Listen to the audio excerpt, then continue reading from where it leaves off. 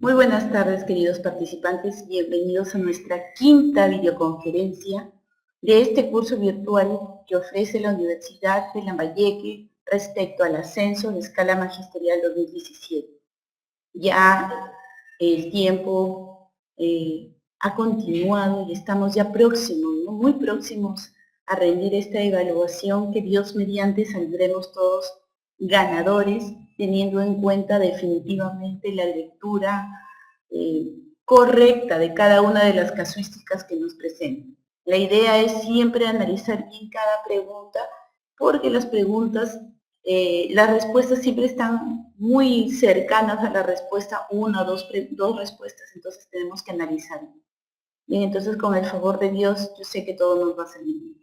El día de hoy tenemos en nuestra quinta videoconferencia un tema muy importante que son los procesos didácticos. Los procesos didácticos son sumamente importantes que todo docente conozca porque nos sirve como insumo para la implementación de una sesión de aprendizaje.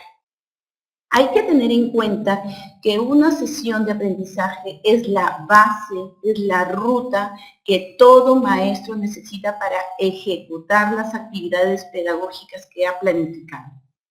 Nosotros cuando vamos al aula a dictar nuestra sesión de aprendizaje, no improvisamos, sino que llevamos nosotros una planificación debidamente organizada.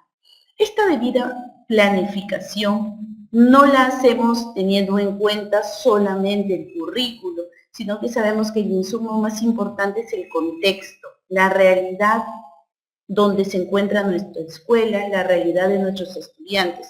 Eso es sumamente importante porque el Perú es un país pluricultural, lleno de manifestaciones culturales diversas y de la misma manera cada una de nuestras regiones.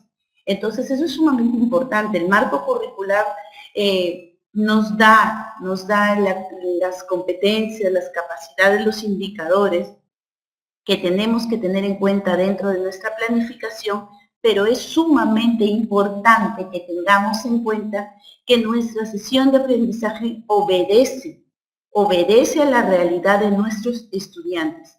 Esto significa que mi sesión de aprendizaje es diferente a la sesión de aprendizaje que se puede hacer en Lima, en Piura, en Trujillo, en Loreto. Entonces, cada contexto tiene realidades diferentes. Y es más, sabemos que hasta en una misma institución, las realidades de nuestros estudiantes son diferentes, porque algunos proceden de otros contextos, tienen saberes previos diferentes. Y eso es sumamente importante recogerlos, tenerlos en cuenta. Por eso es que nosotros hacemos un diagnóstico que nos permite saber qué es lo que conocen nuestros estudiantes y que aún falta fortalecer en ellos. Entonces, reconozcamos que se viabiliza, ¿no? Que se viabiliza en el aula con los estudiantes. Sabemos que para elaborar una sesión de aprendizaje correctamente, debemos de identificar dos tipos de procesos, los procesos pedagógicos y los procesos didácticos. Estos procesos didácticos tienen que ser conocidos y reconocidos por el docente. Lo mismo pasa con los procesos pedagógicos. ¿Cuál sería la diferencia entre ellos? Los procesos pedagógicos son los procesos iguales, idénticos en todas las sesiones de aprendizaje. Los procesos pedagógicos me orientan para que en mi planificación yo tenga una debida organización, en la que a mí como docente me permita llegar a mi estudiante de la mejor manera. Por ello sabemos que dentro de los procesos pedagógicos encontramos a la motivación, un punto clave e importante que todo docente no puede dejar pasar desapercibido, sino que al contrario debe usarlo en todo momento de la sesión de aprendizaje cuando se requiera. Tenemos también la problematización, que es ese conflicto cognitivo que todo docente tiene que aplicar con sus estudiantes. ¿Para qué? Para promover el razonamiento, para promover que ellos piensen, analicen y puedan dar respuestas diferentes en función a sus conocimientos. También sabemos que después de la problematización, están los saberes previos. El recojo de los saberes previos es sumamente importante porque esto a mí me permite como docente identificar cuánto sabe cada estudiante. Y me va a permitir identificar que todos los estudiantes no conocen lo mismo. Y lo que sabe cada estudiante es muy valioso porque me sirve como insumo para que esa sesión de aprendizaje yo pueda identificar qué conocimientos ya traen los estudiantes. También sabemos que es importante que los estudiantes sepan que van a aprender. Y en ese sepan que van a aprender está el propósito y la organización, como procesos pedagógicos, recuerden. Entonces, el momento el propósito y la organización es el momento donde el docente comunica a los estudiantes qué es lo que van a aprender. No es que nosotros vamos a dictar una clase y el estudiante adivina lo que va a aprender, sino al contrario, es el estudiante quien identifica qué tema, qué nuevo aprendizaje tendrá en esa sesión. Y también pensará la manera cómo se va a organizar para procesar ese nuevo aprendizaje. Luego tenemos como otro proceso pedagógico a la gestión y acompañamiento de los aprendizajes, que es el punto medular, el proceso más importante porque es la incorporación del nuevo aprendizaje, que es en ese momento que se da el nuevo aprendizaje. Y cuando se da ese nuevo aprendizaje, dentro de este proceso se desarrollan diversas estrategias de aprendizaje, que dependiendo de la metodología que utilice el maestro, identificando los ritmos, los estilos de aprendizaje, llevará a cabo con sus estudiantes. Y finalmente está la parte de evaluación, vista no solamente como un producto de la sesión, sino vista como un producto formativo que gira en torno a toda la sesión. No es que solamente cuando finaliza la sesión de aprendizaje evaluamos. Nosotros los docentes evaluamos en todo momento. Pero no es una evaluación para cuantificar, sino para cualificar cómo están aprendiendo los estudiantes. Si están teniendo dificultades o si lo están haciendo fácilmente, en qué necesitan apoyo, cómo ellos están percibiendo ese nuevo aprendizaje, si requieren nuestra ayuda. Entonces, ese tipo de evaluación, que es una evaluación formativa, está presente a lo largo de toda la sesión de aprendizaje. Lo mismo con la motivación. Entonces, es sumamente importante que los docentes identifiquemos esos procesos pedagógicos que los vamos a ver en toda sesión de aprendizaje, seas docente de inicial, seas docente de primaria o de secundaria. Hay que tenerlos en cuenta en todo momento cuando elaboramos nuestra sesión de aprendizaje.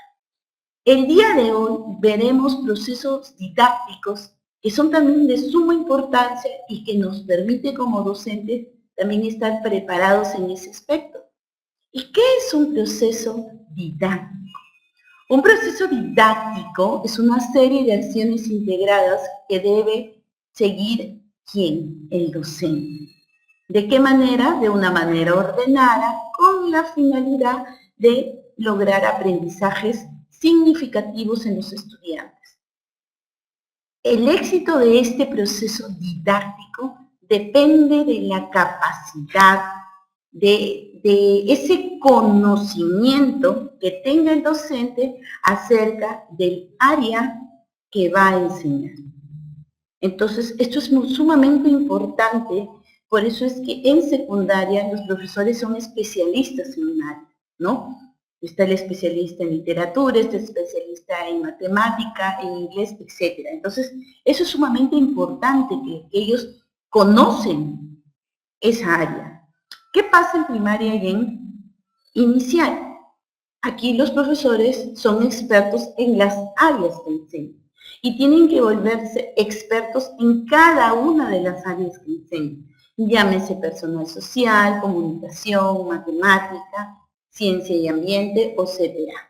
Entonces, esto permite que los docentes siempre estén preparados en identificar qué estrategias serán las más oportunas de acuerdo al área que enseñan. Este proceso didáctico, identificar estos procesos didácticos, debe ser una base medular para que, acompañado con el reconocimiento del proceso pedagógico, una sesión de aprendizaje salga ok, salga interesante, salga adecuada para lograr aprendizajes significativos en nuestros estudiantes. ¿Qué debemos de tener en cuenta cuando nosotros desarrollemos procesos didácticos? Cuando nosotros estemos teniendo en cuenta los procesos didácticos que forman parte también de la elaboración para la sesión de aprendizaje, tenemos que tener en cuenta el área que vamos a trabajar. El área que vamos a trabajar. Si el día de hoy yo voy a hacer una sesión de aprendizaje de personal social, yo tengo que identificar cuáles son los procesos didácticos del área de personal social. ¿Qué más debo identificar? Debo identificar las competencias que voy a lograr. Sabemos que una competencia no se logra a un corto plazo, sino a un largo plazo, porque es la suma de las capacidades lo que permitirá el logro de la competencia. Y para ello, los procesos didácticos ayudan a que se puedan alcanzar esas capacidades para que poco a poco el estudiante logre la competencia requerida.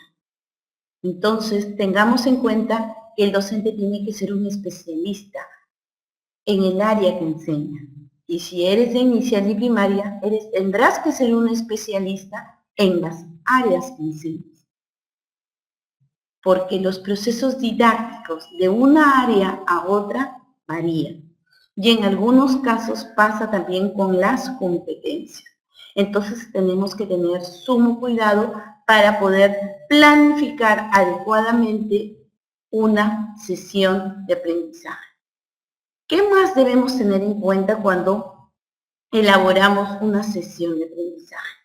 Debemos también tener en cuenta los recursos con que se cuentan, porque los recursos son muy importantes, porque los materiales que se utilizan en una sesión de aprendizaje están ligados al tipo de sesión que vamos a hacer, y tenemos que tener todo de manera ya organizada y prevista para el momento que estamos desarrollando la sesión de aprendizaje.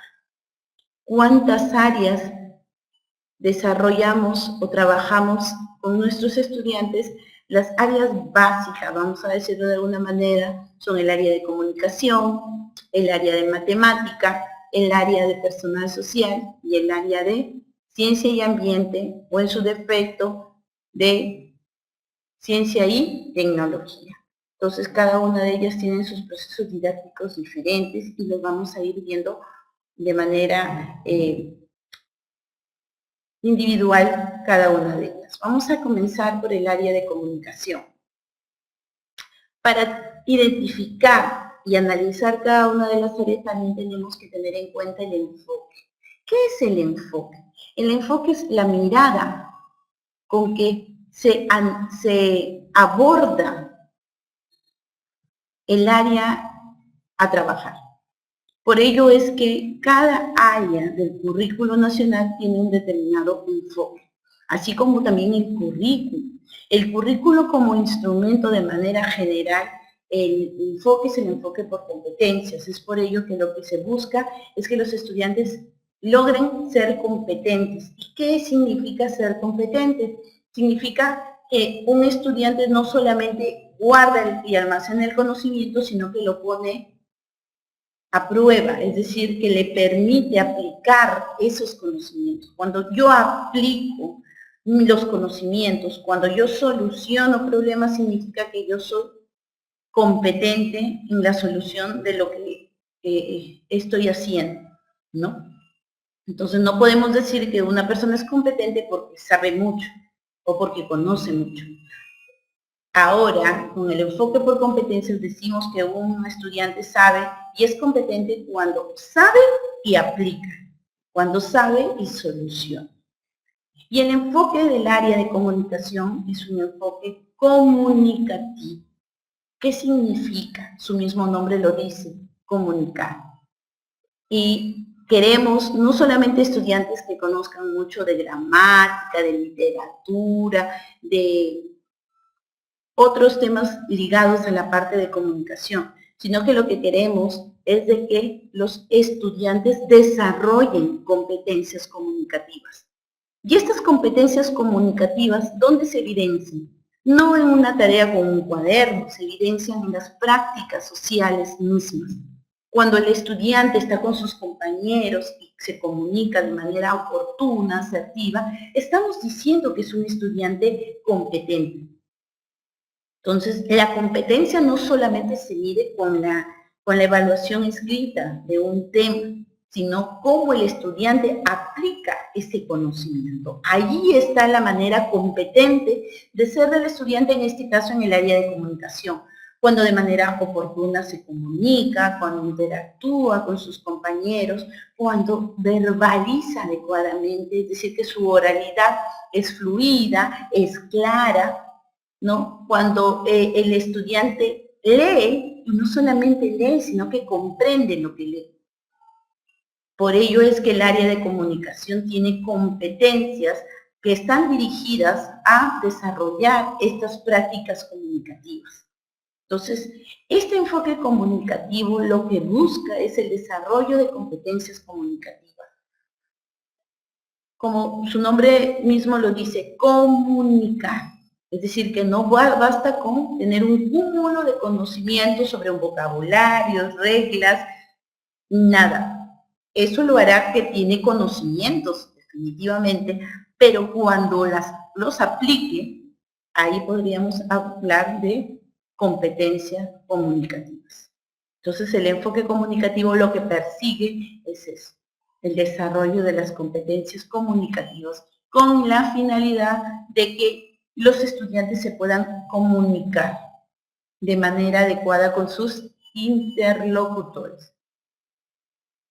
Dentro del área de comunicación encontraremos 4 competencias. Estas competencias son muy importantes, son necesarias para que los estudiantes puedan lograr ese desarrollo de las competencias comunicativas.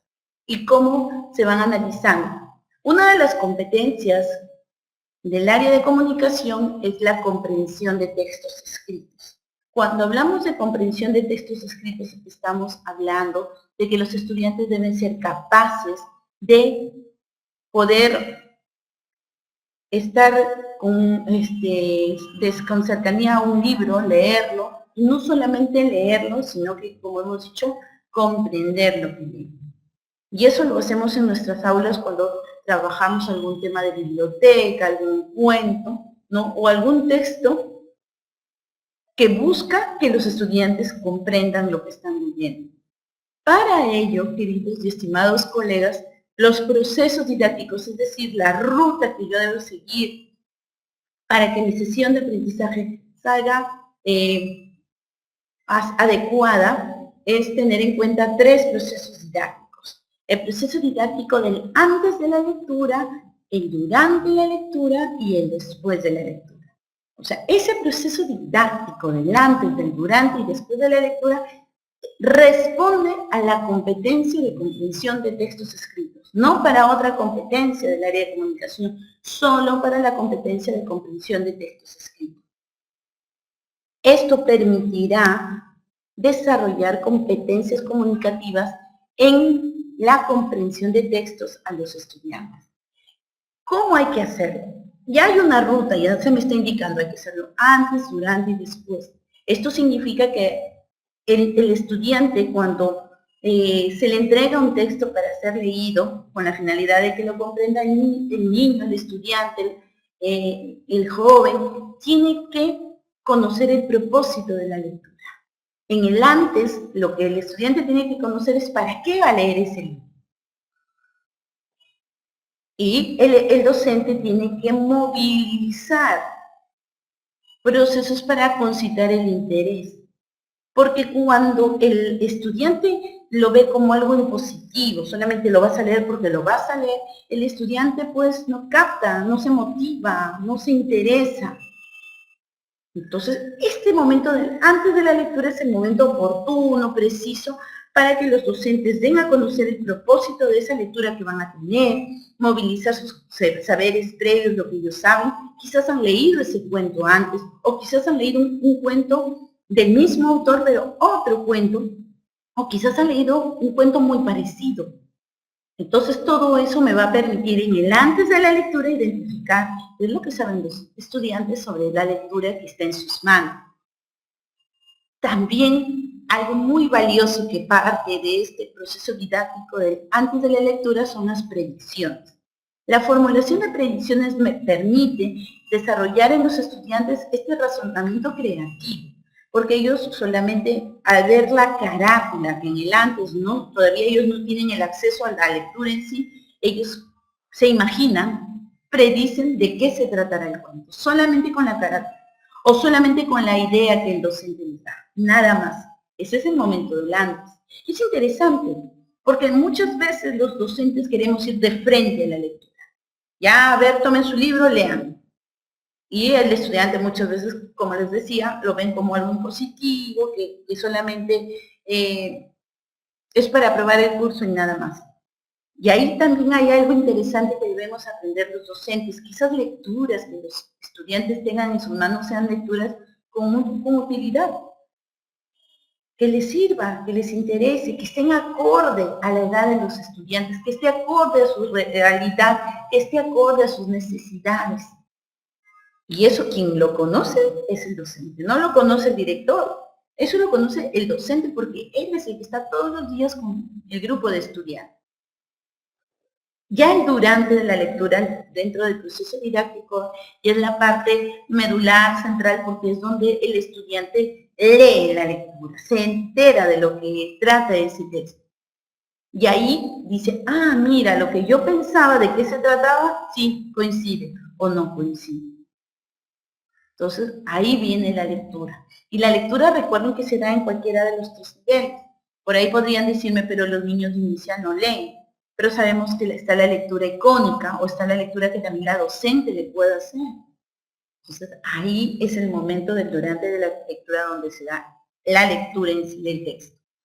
Luego ya el después de la lectura es uno de los procesos didácticos que permite de alguna manera evaluar la comprensión lectora que han tenido los estudiantes, porque es ahí donde el docente observa, mira y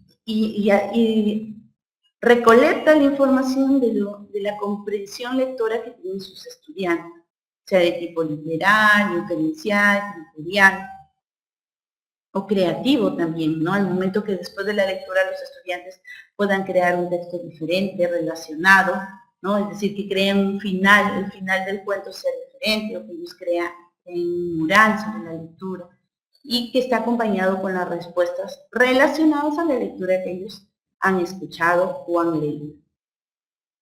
Asimismo, en el área de comunicación encontramos la competencia de expresión oral y de comprensión de textos orales. Aquí lo que se busca es la oralidad y la comprensión, pero de tipo oral.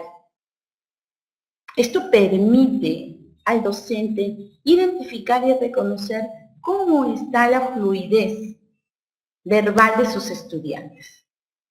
Cuánto de los estudiantes pueden relacionarse de manera oral. ¿Cuál es su fluidez? ¿Cómo se comunican? quizás hasta cómo es la pronunciación de ellos y la entonación también, lógicamente. Para ello, los procesos didácticos que nos sirven para cuando trabajamos estas dos competencias es el antes del discurso, el durante el discurso y el después del discurso. En el antes del discurso lo que permite es que los estudiantes, de igual manera que en la de comprensión, conozcan el propósito, es decir, para qué les va a servir que en estos momentos puedan expresar algo. ¿O qué es lo que van a expresar? ¿A quién lo van a expresar?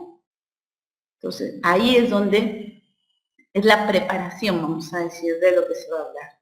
¿Qué es lo que voy a decir? ¿A quién se lo voy a decir? ¿Y por qué se lo voy a decir? En el durante del discurso ya es el momento donde los estudiantes comunican, verbalizan de manera oral. Y en el después del discurso ya es la reflexión y la revisión de ese discurso que se hizo. ¿Hablaste bien? ¿Pronunciaste bien? ¿Entendieron lo que su compañero les explicó, les comunicó?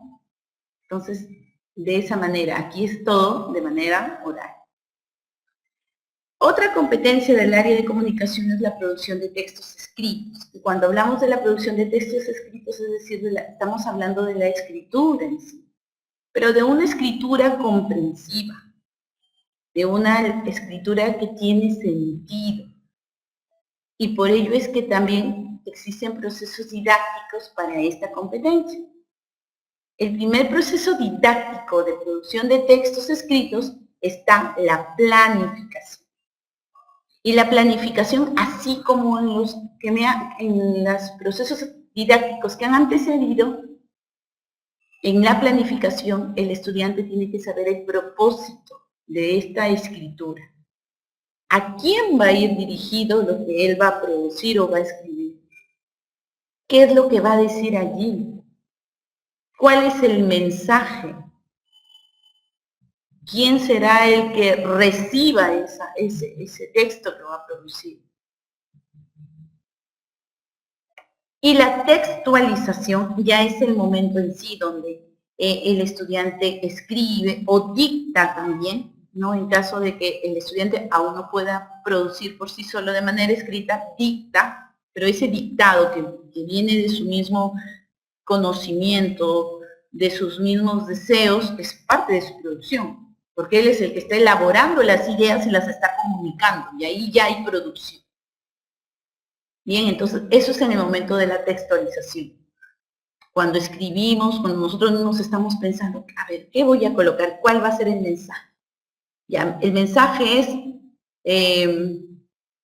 enviar una carta al alcalde del distrito, porque hay basura. El tema es la contaminación ambiental.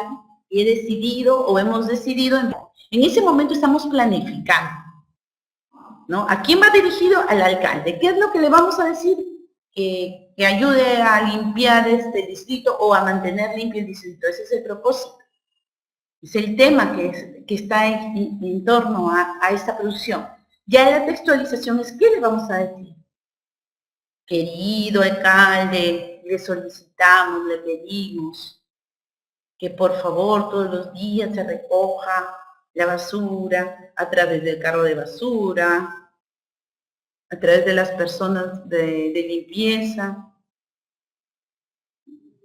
Somos niños, que nuestra salud requiere de áreas verdes. O sea, todos esos mensajes que se van produciendo son parte de la textualización. Y en la parte de la revisión, ya es el momento en que uno lee y relee lo producido con la finalidad de verificar si está bien escrito, si se entiende, si se comprende, si el receptor va a comprender el mensaje que le hemos dado.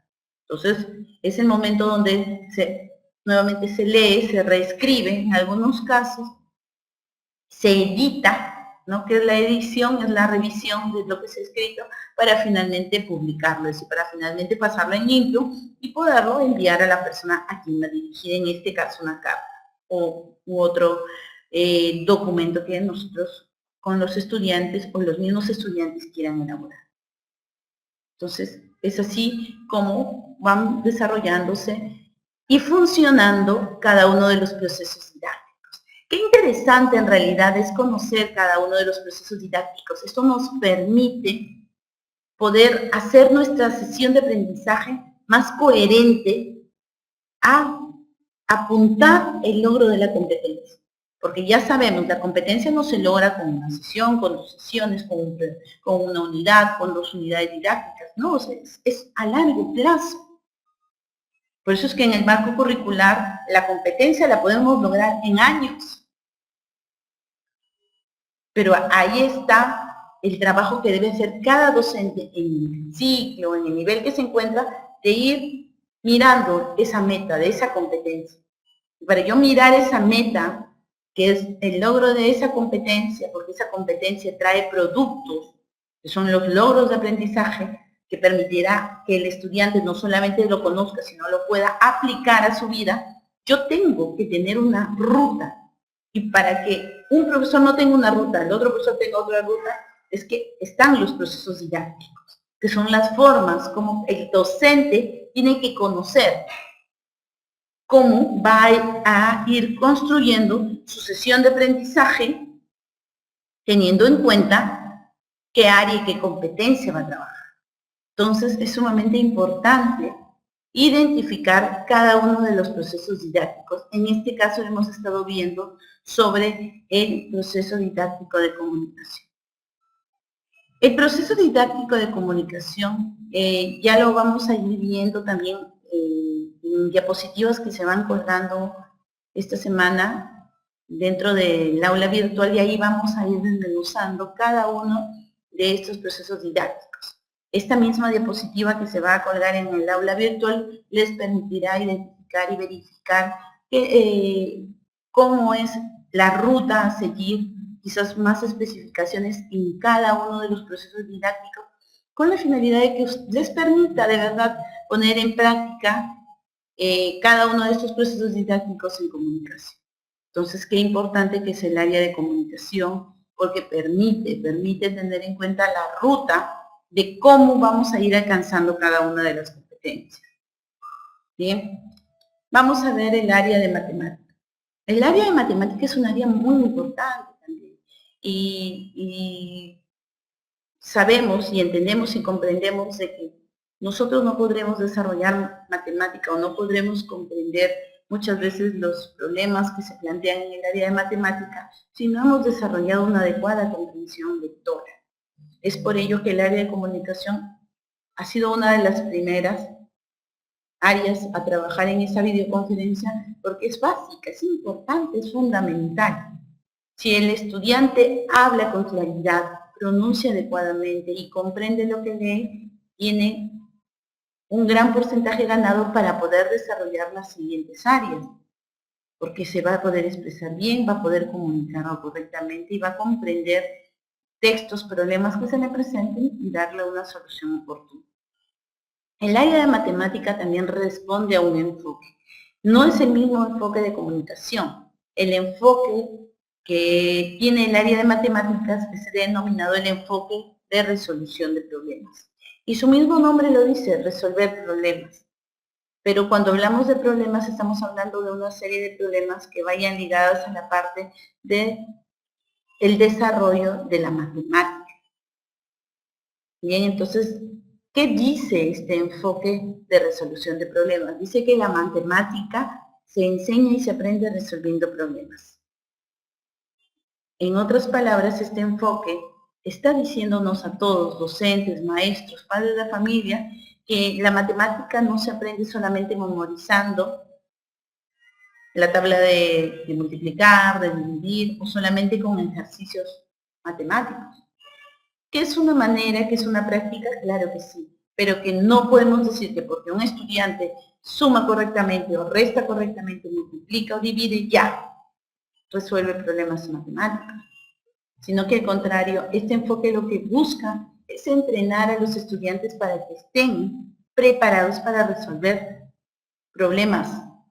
Entonces, y que en esos problemas haga uso, lógicamente, de operaciones matemáticas. Se busca con este enfoque de no solamente coger operaciones matemáticas abstractas, sino de utilizar problemas matemáticos de la vida y del contexto de los estudiantes. Es importante y necesario que los estudiantes cuenten, multipliquen, sumen, dividan, quizás con materiales, con objetos de su mismo entorno. Y que muchas veces se ponga en juego situaciones cotidianas que vive el niño y que podamos utilizarlas como insumos para las sesiones de matemáticas. Qué interesante es cuando los estudiantes se van al mercado con la mamá y compran una serie de cosas y que a través de esa actividad vivencial que tiene el niño, porque acompaña a la mamá y compra una lista de productos, él pueda saber cuánto gastó la mamá de esa compra que realizó. Y eso suena muy diferente a decir, mira, ¿cuánto es 1 más 5 más 6 más 8? A decir, mamá compró un sol de plátanos, compró 5 soles de naranjas, compró 2 soles de lima, y cuánto de dinero gastó mamá comprando la fruta que llevamos a casa el fin de semana. Entonces, definitivamente llamamos la atención eso al niño que decirle cuánto es 1 más 5 más 9. Entonces, tengamos en cuenta eso, que la idea ya es que las operaciones matemáticas de manera aislada ya no se deben de trabajar con los niños en gran medida, sino situaciones problemáticas que como producto, lógicamente, permiten que los niños puedan resolver operaciones matemáticas, ¿no? Se busca que los niños sumen, que los niños resten, pero de otra manera y de una manera más divertida, porque cuando ellos recuerdan lo que han hecho en casa y que esa situación la puedan trasladar a la escuela, es mucho más divertido, porque ese momento, ese tiempo que se fue con la mamá a comprar esos productos, pues se vivieron experiencias en ese trayecto. Entonces, los niños recuerdan eso. Bien, entonces es importante tener en cuenta el contexto para desarrollar capacidades matemáticas, que es lo que busca este enfoque matemático, que los estudiantes resuelvan capacidades matemáticas. Estas capacidades matemáticas permitirán a los estudiantes estar preparados para que aprendan a resolver situaciones problemáticas. En el área de matemática también tiene competencias como las demás áreas. El detalle en esta área es que los procesos didácticos de la matemática son iguales para cualquier competencia que se aborde en el área de matemática. Hemos observado que en comunicación existían 4 competencias, de las cuales 2 estaban con los mismos procesos didácticos y las 2 que quedaban tenían diferentes procesos didácticos, ¿no? Mientras que en el área de matemática los procesos didácticos son iguales para cualquiera de las competencias que estén. ¿Qué es lo que hay que tener en cuenta? Miren que los procesos didácticos de la matemática tienen mucho que ver a la resolución de problemas de George Porgy. Quizás no exactamente. Gladys, ¿se va el audio? Muy bien, vamos a tratar de hablar más claro. Hay que tener en cuenta que los procesos didácticos de la matemática responden a los procesos de George Porgy. Quizás quienes conocen más estos procesos son los profesores de primaria y de secundaria, ¿no? En inicial no se trabaja mucho con la resolución de problemas de George Porgy, pero vale el momento de indicarles que los procesos didácticos que observamos allí son los de George Porgy. Quizás algunos con algún cambio en la denominación, pero significa lo mismo, ¿no? Entonces hay que tenerlo en cuenta, porque lo importante de los procesos didácticos de la matemática es que el estudiante esté preparado para solucionar situaciones matemáticas. Y cuando trabajemos cualquiera de las competencias, tenemos que tener en cuenta dentro de la sesión de aprendizaje estos procesos didácticos. Es decir, que cuando trabajemos competencias de matemáticas, yo tengo que tener en cuenta primero la comprensión del problema. Recuerdan que en comunicación la base inicial en los procesos didácticos era el propósito. En este caso, en la matemática, es que los estudiantes comprendan la situación problemática. Es decir, que comprendan el problema. Y este problema tiene que ser comprendido en la medida de la edad que tienen los estudiantes. Si necesitan leerlo 1, 2, 3 veces, correctos. Eso responde a las necesidades de los estudiantes. Significa que si nos tenemos que demorar un poquito para que lo comprendan correctamente el problema, bien. Pero ya también se ha indicado que mejor se abordará el área de matemáticas si se desarrollan correctamente las competencias del área de comunicación. Más aún, si hablamos de la comprensión del problema, significa que un estudiante que tiene una adecuada comprensión de textos va a comprender mejor y quizás más rápido la comprensión del problema. Luego viene la búsqueda de las estrategias, es decir, que los estudiantes tienen que dar las posibilidades de cómo poder solucionar ese problema. Entonces son ellos quienes buscan y dan ideas de los caminos que se podrían tomar para darle solución al problema. Como tercer proceso didáctico está la representación. Y aquí hay que detenernos un poco para analizar este proceso didáctico de representación. Cuando hablamos de representación, estamos hablando de una representación de manera global, en la cual el estudiante, de acuerdo a sus características y ciclo en que se encuentra, tenemos que hacer de esta matemática lo más vivencial posible. Entonces, en el proceso didáctico de representación, estamos hablando de un momento vivencial, es decir, que el uso del cuerpo es necesario para la matemática, de un momento concreto, es decir, que los materiales de trabajo físicos son necesarios, porque permiten a los estudiantes manipular ese material, verificarlo, observarlo. Entonces tiene que estar presente el material concreto. Para luego la representación pictórica, que es cómo ellos comprenden esto concreto que están vivenciando, la manera como ellos lo comprenden. Para luego ir a la parte gráfica, que ya es el dibujo en sí. El dibujo en este caso de palotes es porque es el conteo de personas. Y terminar en una representación simbólica que no es más que el signo en sí. Observemos esta lámina donde la parte vivencial es, podríamos hablar de la agrupación de amigos, de niños, donde queremos agruparnos porque la clase, la sesión está dirigida a que los estudiantes se identifiquen el numeral 5 o que formen grupos de 5. Entonces, lo vivencial es hacer que los niños formen grupos de 5 personas. Quizás que se coloquen dentro de un círculo, que se coloquen dentro de un hula hula. Es decir, es una situación lúdica donde el cuerpo forma parte de este trabajo. Luego, en el material concreto es darle la oportunidad a los estudiantes de darle chapas, cubos, ¿no? Tanto material concreto que podemos utilizar en el aula, ya sea por parte del ministerio como también por material que nosotros podamos agenciarnos, ¿no?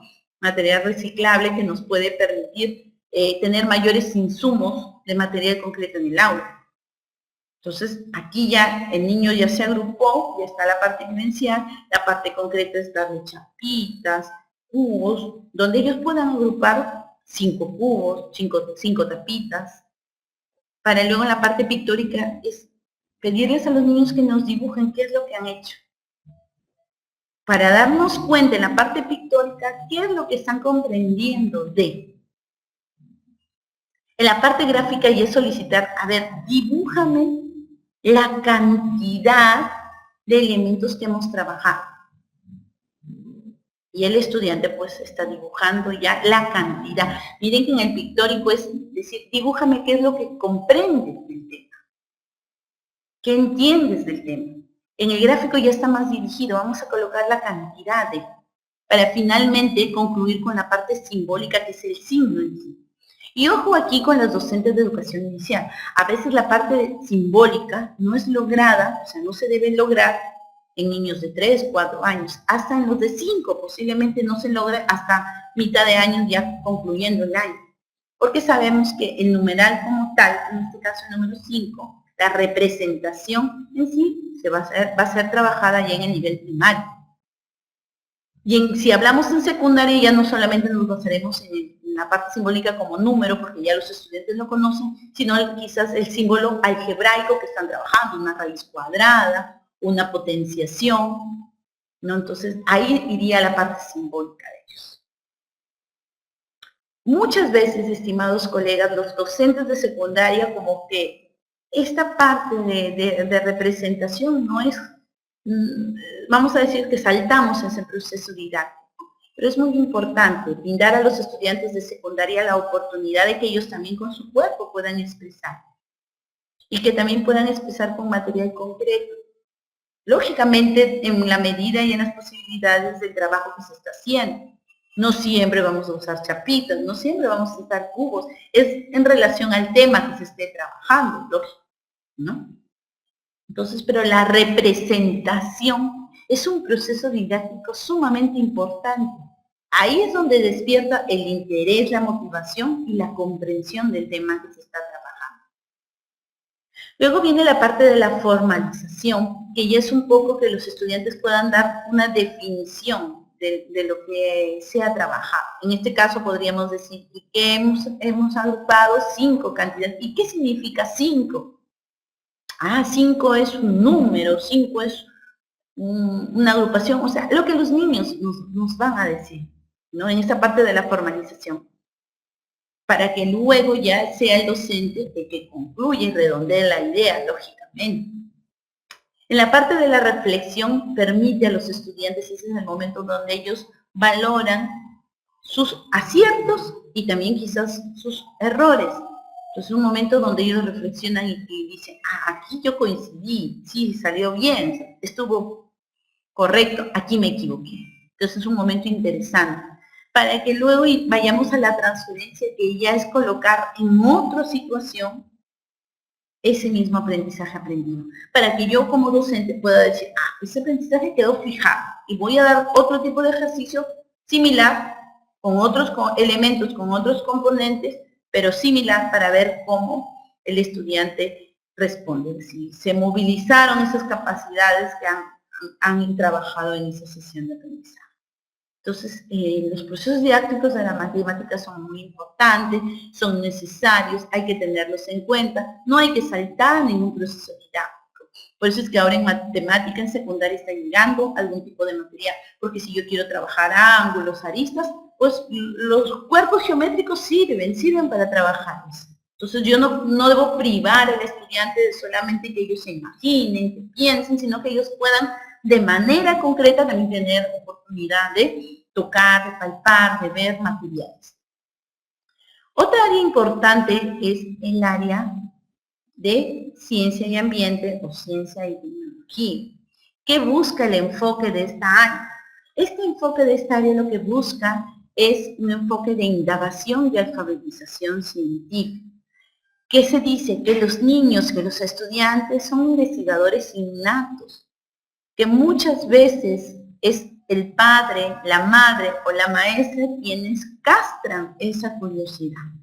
¿Cuántas veces hemos visto niños pequeños o niños de primaria, o quizás algunos jóvenes que están mirando en un parque de sus lugares, ¿no?, donde viven, y ellos quieren cogerlos, quieren verlos más cerca, y nosotros como adultos nos molestamos o decimos, no, cuidado, no lo toques, te vas a ensuciar, te vas a manchar, te vas a enfermar.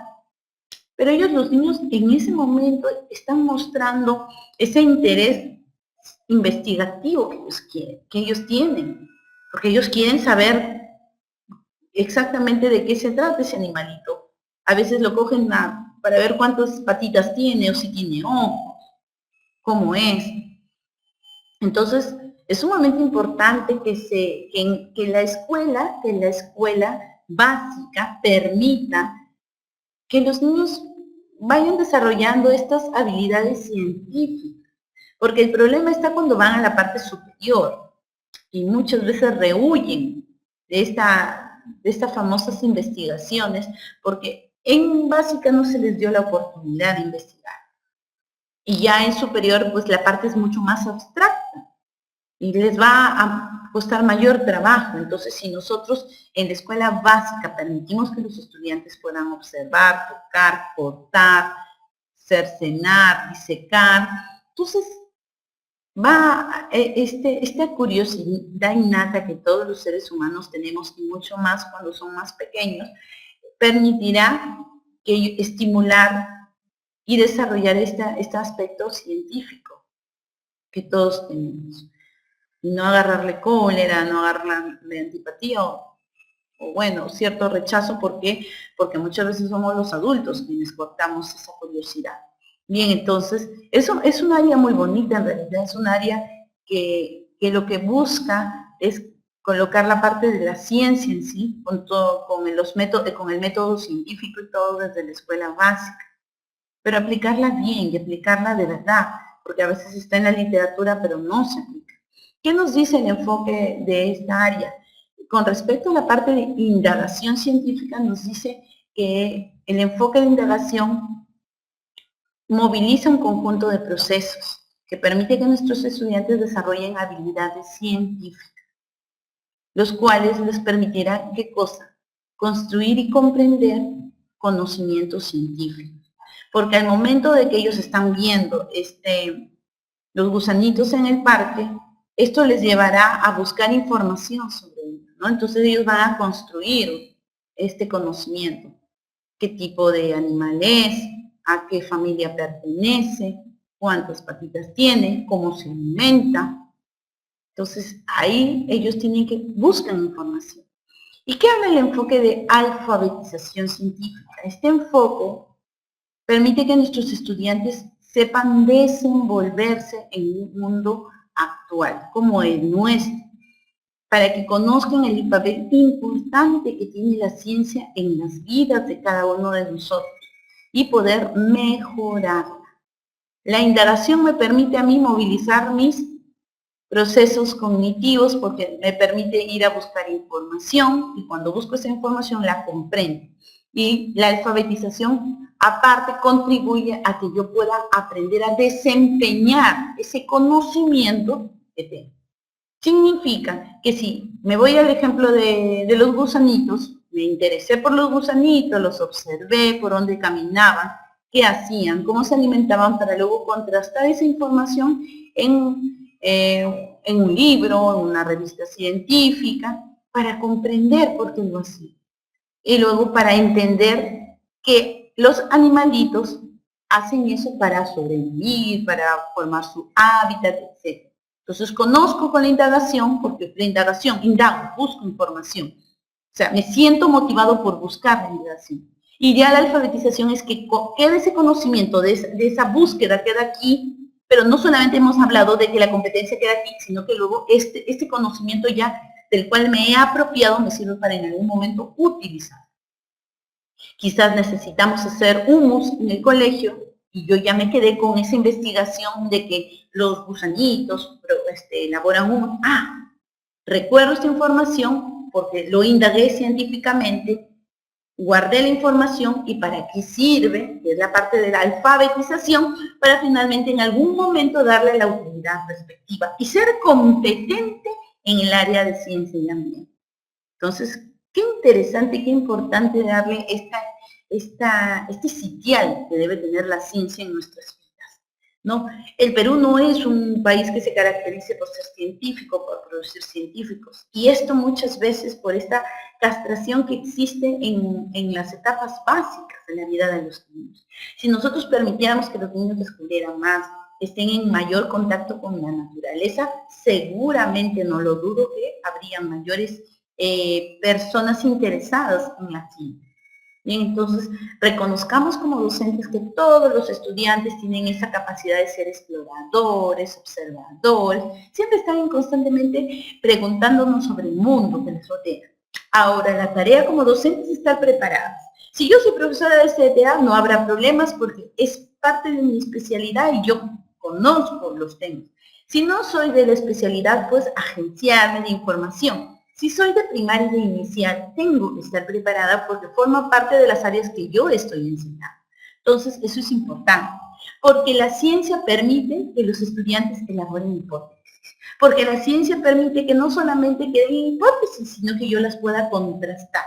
Y esto permitirá que los estudiantes puedan identificar si coinciden sus ideas, si se aceptan o se rechazan esas hipótesis, ¿no? Para finalmente ellos elaborar sus propias conclusiones. Entonces, ahí ellos están haciendo un trabajo científico, están aplicando el método científico sin darse cuenta de una manera lúdica, lo cual poco a poco, cuando van a la parte superior, dicen, bueno, hacer ciencia es algo divertido.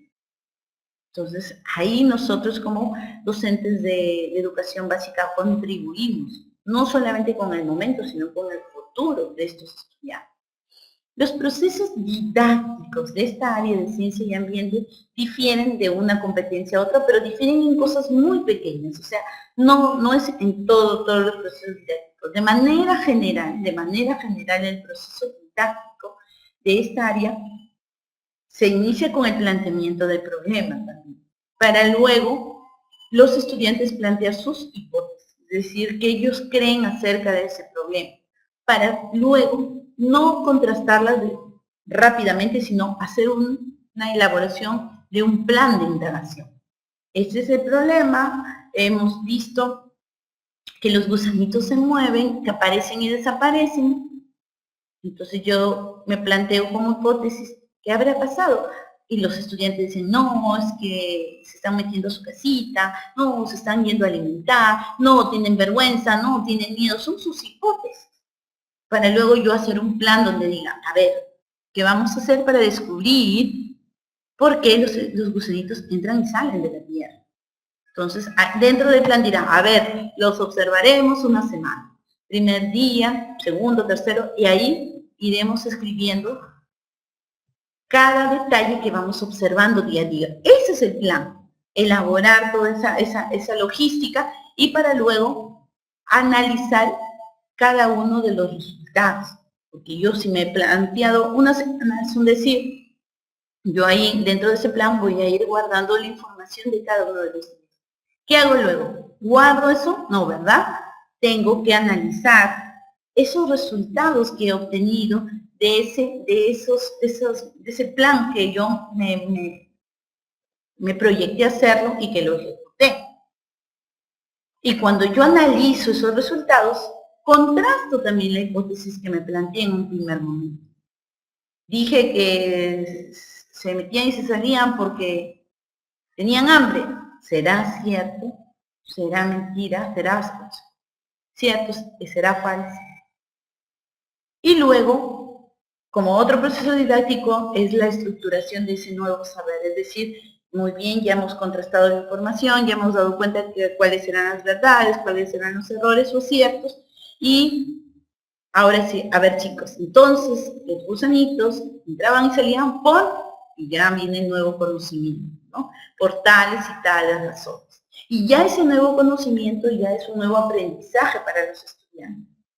Y forma parte del bagaje ya cognitivo y cultural que los estudiantes tienen. Finalmente termina con la evaluación y la comunicación de los resultados.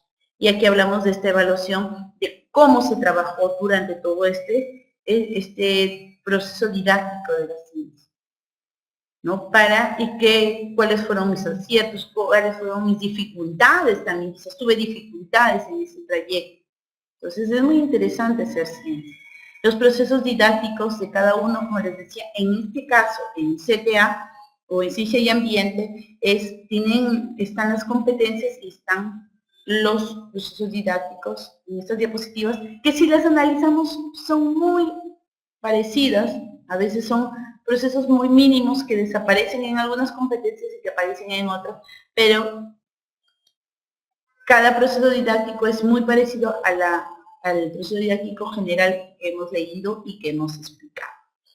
Bien, entonces, interesante esta área de ciencia y ambiente o de ciencia y tecnología. Otra de las áreas importantes también y que tiene que ver con la contención emocional de los estudiantes es el área de personal social. Es una área importante, necesaria, primordial también, que si bien es cierto no me permite comprender textos, no va dirigido por ahí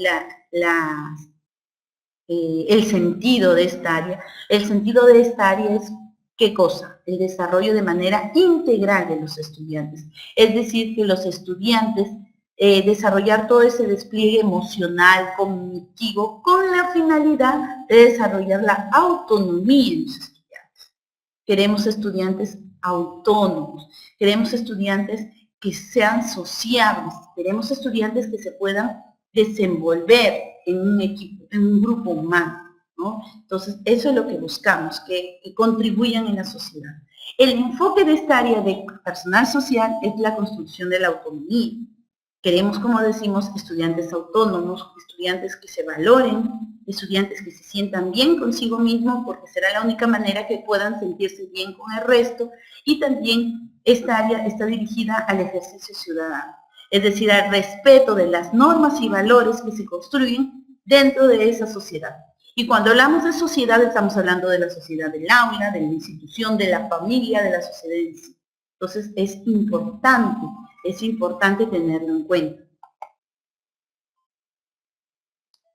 Cuando hablamos de campos de acción de esta área de personal, es decir, que responde a dos dimensiones importantes. La dimensión personal, que ya lo hablábamos con la parte de autonomía, y la dimensión social con la parte del ejercicio de ciudadanía.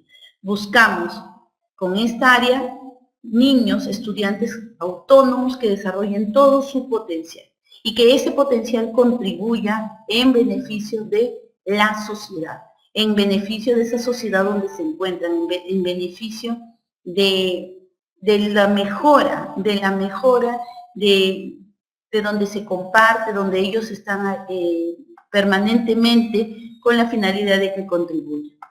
¿Qué campos de acción tiene el área de personal social?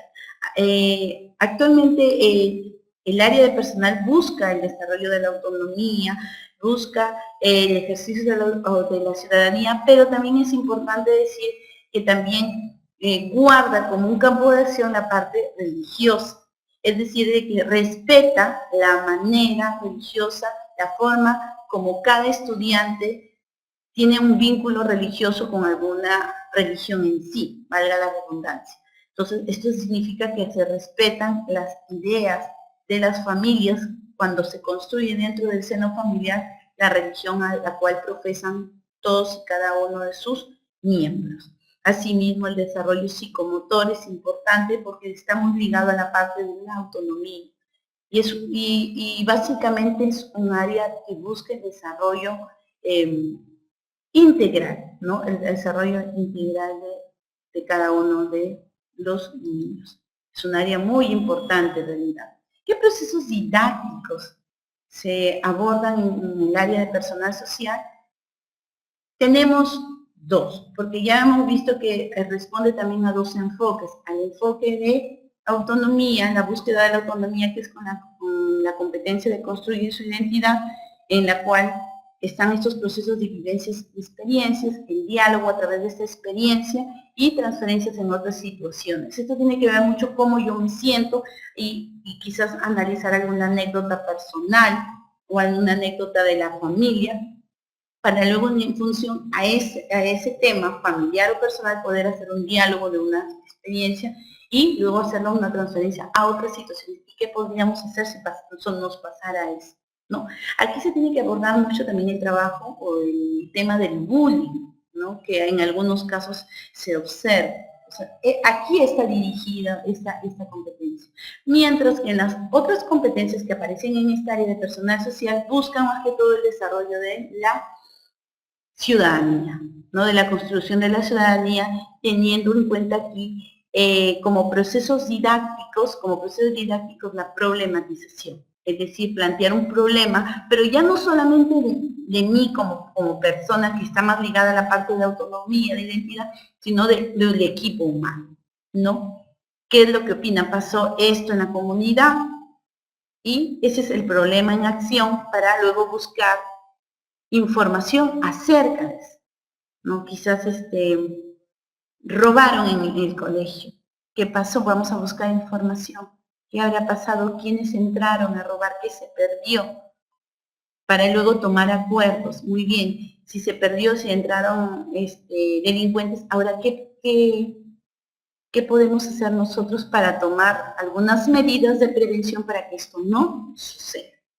Entonces, esas son las formas como los procesos didácticos responden a las sesiones de aprendizaje. Se habrán dado cuenta que no todos los procesos didácticos son los mismos. Esto depende del área al cual estamos elaborando nuestra sesión de aprendizaje. Y hay que tenerlo en cuenta. Eso es sumamente importante tenerlo en cuenta, queridos colegas. Si nosotros no identificamos que cada área responde a diferentes procesos didácticos, vamos a hacer sesiones de aprendizaje planas, iguales, idénticas a todas. Y ahí es donde vamos a perder el norte y no vamos a responder a este objetivo que es el logro de competencias que se lograrán a un mediano largo plazo. Bien, entonces, este es el tema que se ha abordado el día de hoy, un tema interesante, un tema importante, un tema del día a día. Como docentes siempre estamos elaborando sesiones de aprendizaje y no siempre elaboramos sesiones de aprendizaje de matemáticas, sino a veces de comunicación, de personas. Entonces tenemos que dar respuesta en función al área o competencia que estemos abordando con nuestros estudiantes. Esta ha sido la participación mía con respecto a esta quinta videoconferencia, en la cual lo que se busca en este caso es que quede fijado bien el conocimiento de los procesos didácticos y cómo se tienen que desarrollar o desenvolver en una sesión de aprendizaje. Si hay alguna pregunta gustosa, yo la puedo responder. Informarles también que ya en la plataforma virtual se encuentran colgados simulacros de evaluaciones para seguir entrenándonos con casuísticas para estar preparados para la evaluación del 24 de septiembre, ya falta poquito, en la cual Dios mediante cada uno de ustedes tendrá airoso. Muy bien, esta ha sido mi participación. Cualquier consulta que ustedes tengan la pueden hacer a través de la mensajería que hay en la plataforma virtual, que gustosa podré darle solución, respuesta en la medida de mis posibilidades para tratar de ayudarnos mutuamente, porque sabemos que ahora la educación es una educación colegiada donde todos aportamos, ¿no?, de acuerdo a nuestros conocimientos. Un gusto volverme a reencontrar con cada uno de ustedes. Dios me los bendiga y un bonito fin de semana para cada uno de ustedes. Buenas noches.